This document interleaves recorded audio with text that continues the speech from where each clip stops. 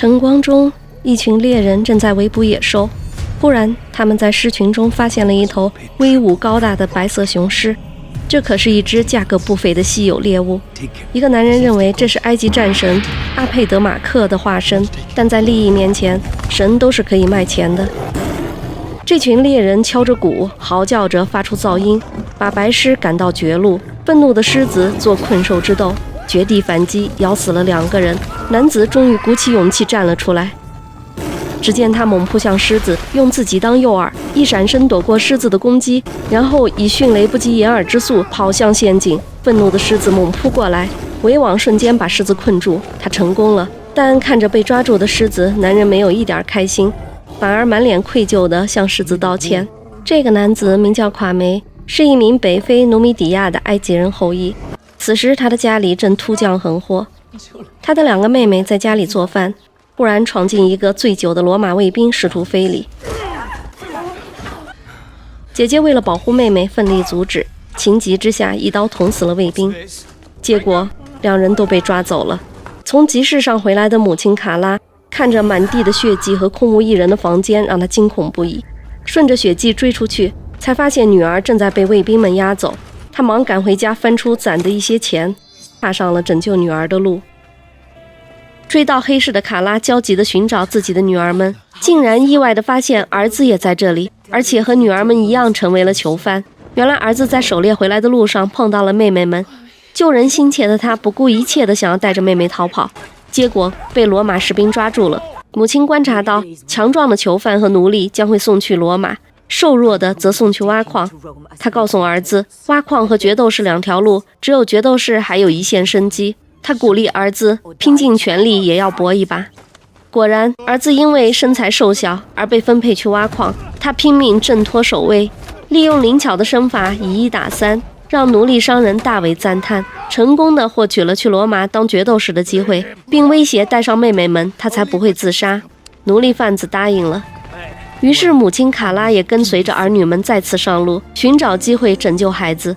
一行人带着手铐脚镣，被连成一串艰难地行走着。这是通往罗马的必经之路，奥斯迪恩西斯大道。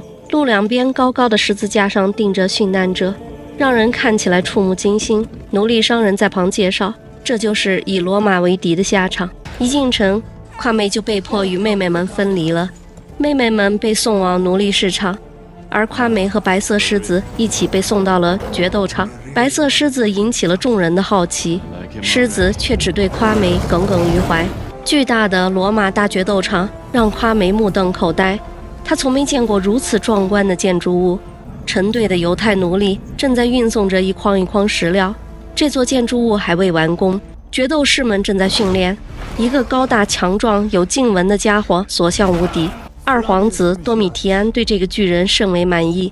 这时商人带来了新的一批决斗士，夸梅正在其中，但他相较其他人过于瘦小，训练官拒绝要他。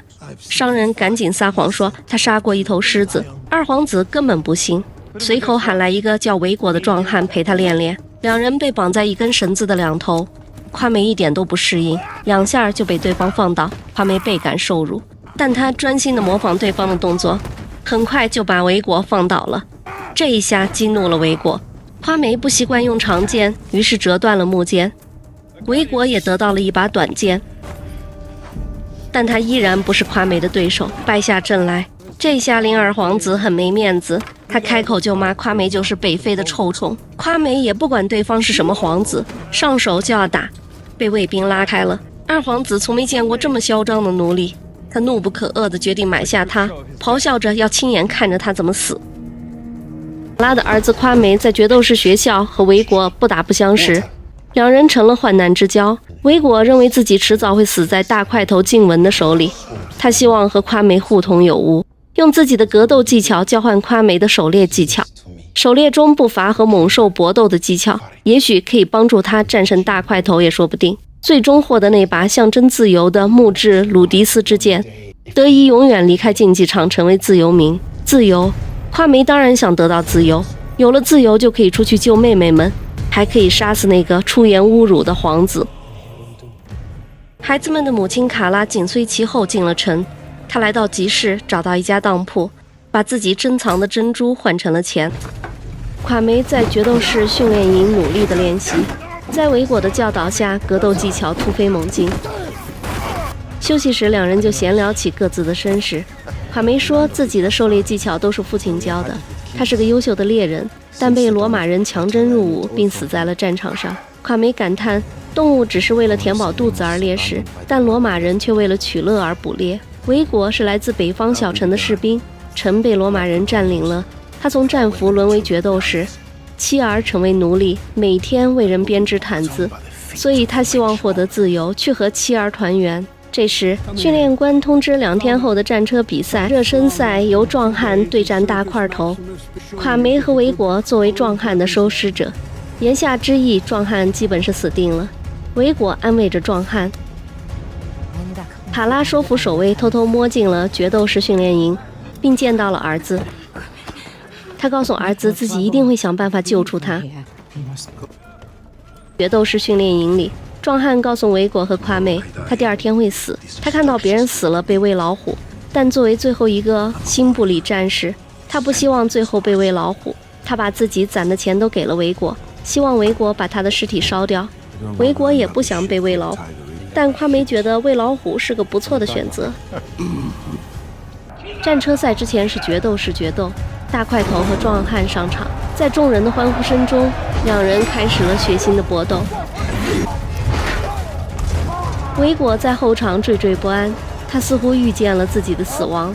果然，壮汉不是对手，很快就被斩断了手脚，任由大块头虐待，最后被杀死。维果和垮梅两人匆匆来到场内，捡起了壮汉残破的尸体。垮梅被眼前这么多人的竞技场惊呆了，他还看见那个侮辱自己的王子正坐在高高的看台上眉飞色舞地聊着天。维果叫醒他，速度把尸体搬走。黄昏里，垮梅和维果按照约定架起柴火，焚烧了辛布里战士的尸体。在他们身后的罗马城里，市民乱成一团。罗马帝国的第9位皇帝韦斯巴乡去世了，他的儿子提图斯顺利接任。提图斯干脆就在父亲的葬礼上登基。提图斯的皇帝之职就这么轰轰烈烈地拉开了序幕。决斗场训练营收到通知，为了庆祝提图斯大婚，将要举办一场决斗赛。出场的是大块头，对手是垮梅和另外2个人。垮梅没想到生死决斗那么快就来了，他唯一能做的只有抓紧时间训练。提图斯的大婚转瞬即至，他娶了自己的表妹。决斗场鼓声隆隆，卡拉忽然在下注板上看到了儿子的名字，这令他崩溃不已。快上场的垮梅见到了母亲，开心不已。母亲不断给儿子打气，并告诉他他是战神阿佩德马克的化身，要求他答应自己一定要胜利归来。垮梅向母亲保证自己一定会回来，一家团聚。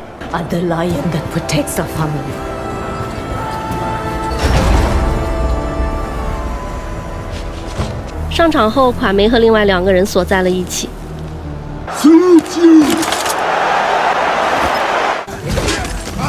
很快2个炮灰就一死一残。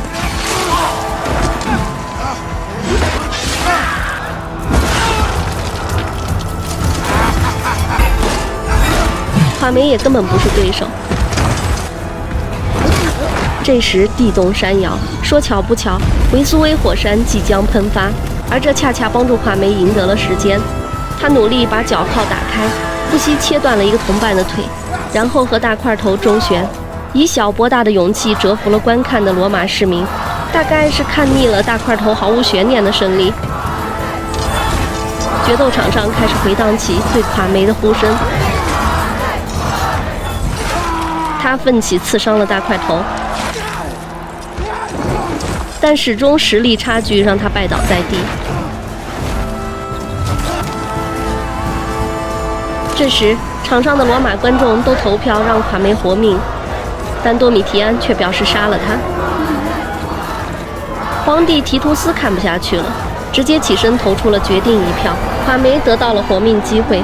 在后场揪心的卡拉终于长舒一口气，但这并不代表垮梅获得了自由，而是预示着垮梅将会一次又一次的出场面对死亡挑战。国王给获奖者颁发奖金，多米提安极不情愿地给垮梅颁奖，看着垮梅眼中的腾腾杀气，多米提安感到恐惧。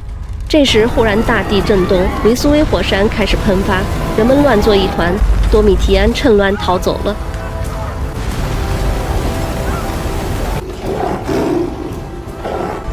维苏威火山喷发了大量火山灰，笼罩着城市，庞贝和赫库兰尼姆被毁灭。皇帝提图斯忙着安排开仓放粮，安顿灾民。弟弟多米提安却对夸梅耿耿于怀，想要尽早除掉这个对自己大不敬的野蛮人。于是他安排了一场夸梅与大块头的1v1，为了让夸梅输得彻底，还把他单独关押起来，不给吃的，只给点水维持生命。好在他的好友维果还是偷偷的给他送去吃的，并鼓励他每活1天都要振作。A short life can still be a good life. 卡拉听到路人正在聊儿子垮梅和大块头的又一场决斗比赛，他赶紧起身去想办法。卡拉找到药剂师购买了毒药，交换条件是让药剂师下注给垮梅，这可是1赔12的赌注，说明所有人都会压大块头。垮梅胜率很低。然后卡拉神奇地混进了看守无比松懈的决斗士学校，准确无误地找到了大块头的房间，神不知鬼不觉地在正在激战的大块头的酒杯里下了毒。第二天清晨，喝了毒酒的妓女已经死了，大块头一点都没发现，拿起另一杯一饮而尽。比赛开始了，这是一场身着铠甲的决斗，大块头占尽优势。从没有穿过铠甲的垮梅笨笨戳戳，疲于招架，险象环生。大块头的连番攻击把垮梅击倒在地，毫无还手之力。卡拉不忍直视儿子的悲惨命运，躲在角落里嚎哭。终于，大块头的药劲上来了，垮梅开始有了喘息之机。他抓起一把沙子扔向大块头，巧妙的一闪身割伤了对方。观众开始高呼垮梅的名字，鲜血让垮梅信心开始恢复，他看到了胜利的希望。多米提安坐不住了，他发现了大块头不对劲，但又不知道发生了什么。垮梅开始还击，运用灵巧的动作晃过对方的进攻，迅速转移到对方身后发起攻击，屡屡得手。大块头的移动速度越来越慢，越来越笨重，不断受伤，加上毒药的药性，他变得越发的呆滞。任凭垮梅的进攻毫无招架之力。卡拉也看到了希望，终于在大块头一个抡锤进攻中，垮梅抓住时机，一把利剑刺入对方身体，结束了这个不败的神话。大块头至死也不知道自己的死完全是垮梅的母亲那一番犹如神助的操作。卡拉救了儿子，这对母子拥抱在一起庆祝劫后余生。多米提安王子气得转身离场。垮梅的胜利并没有给他带来什么不同，反而他为了拒绝再次上场而选择绝食，几天下来就虚弱的走不动路了。多米提安王子安排了人准备了一桌子对称山的美食，夸梅连看都不想看一眼，一点都不领情，这可把王子气坏了。多米提安干脆亲手抄起弓箭，随机射杀。训练官上来提示王子可以射杀维果，他和夸梅的关系不错。王子高兴地拉满了弓，夸梅只能屈服了。他勉强地感谢了王子，并开始大口吃肉。多米提安心满意足地离开，同时告诉训练官，他需要一个更刺激的表演来杀死这个北非老鼠。布拉维安圆形决斗场正式完工，落成典礼上，提图斯亲临这座雄伟的建筑。整个罗马的市民都为眼前这座建筑而惊叹，大家都在期待一场盛大的无与伦比的表演。在观众的欢呼声中，来自异域的舞者献上了一场特别的表演。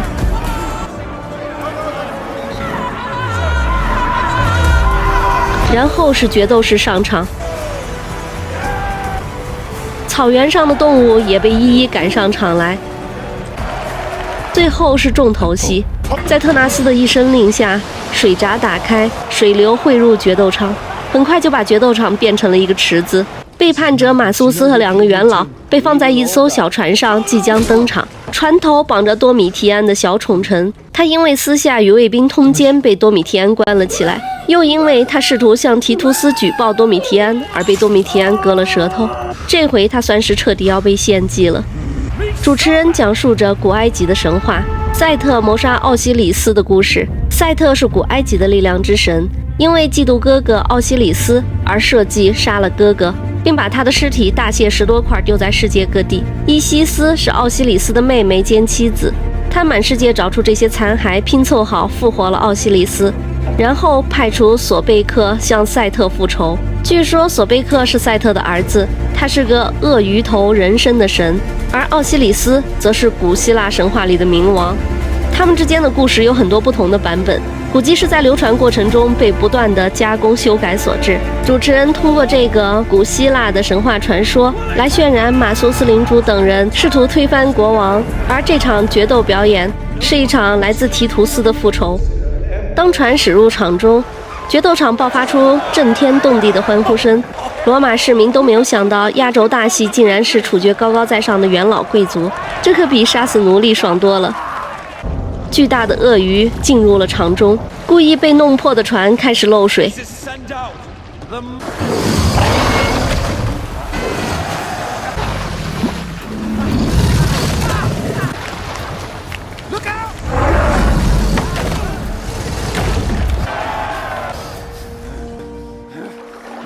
饥饿的鳄鱼不停攻击着船上的人。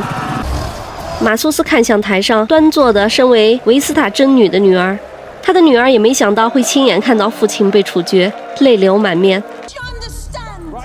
安东尼亚夫人趁乱混进了控制室，没想到正好亲眼看到了丈夫马苏斯被鳄鱼吃掉的场面，瞬间崩溃。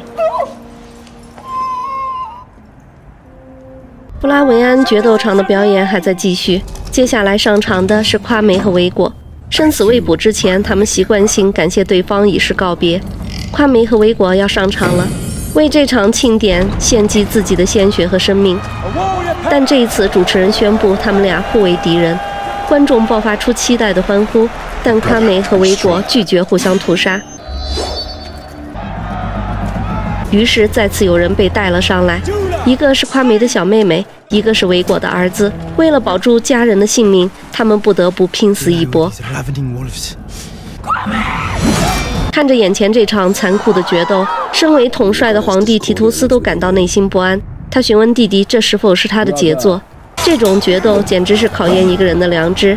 多米提安尴尬地笑着，对他来说这无关什么良知，这些人本来就是奴隶和战俘。决斗场是能够让他们的存在产生价值的场所，在这里他们的名字被人提起，上演英雄和死亡的精彩表演，得到上万人的围观和喝彩，让他们蝼蚁般的人生变得精彩夺目。他们应该感谢才对，但多米提安只能表现得谦卑顺从，更别提是在这个凶险的时刻。卡拉也来到了决斗场，在流浪儿的帮助下，他顺利地溜了进去，见到了瘫倒在地上的安东尼亚夫人。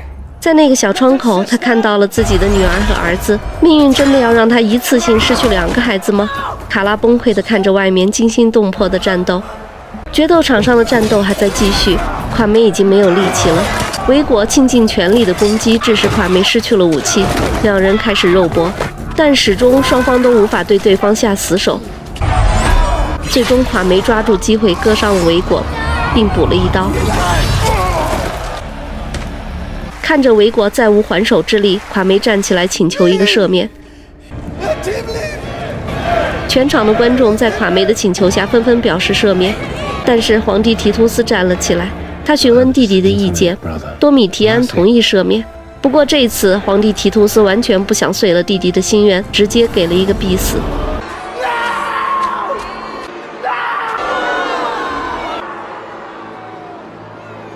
垮梅无可奈何地再次和维果决斗，维果请求他无论如何救下自己的儿子，垮梅也最终杀死了维果。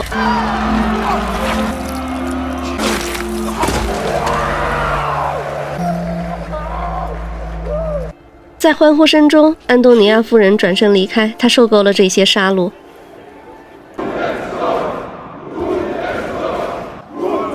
忽然，决斗场回荡起木剑的呼声。皇帝提图斯干脆就取下了挂着的木剑，走下场，慷慨激昂的致辞后，把代表自由的木剑赏给了垮梅。劫后余生的垮梅转身与妹妹拥抱，接着就把自由之剑递给了妹妹。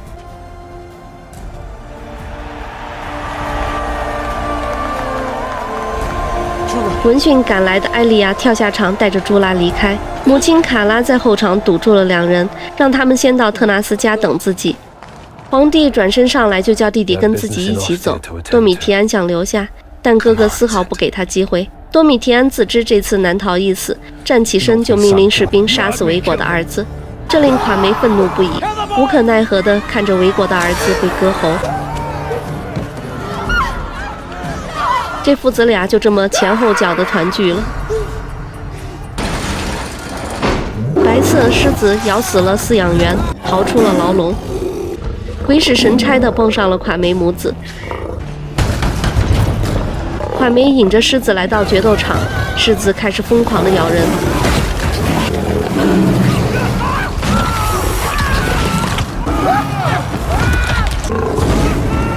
垮梅奋力冲着狮子嘶吼，吸引狮子的注意力，然后狮子和垮梅上演了一场人狮大战。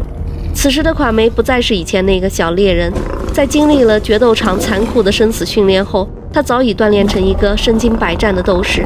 一头狮子对他而言不在话下，几个回合他就巧妙地躲过狮子的攻击。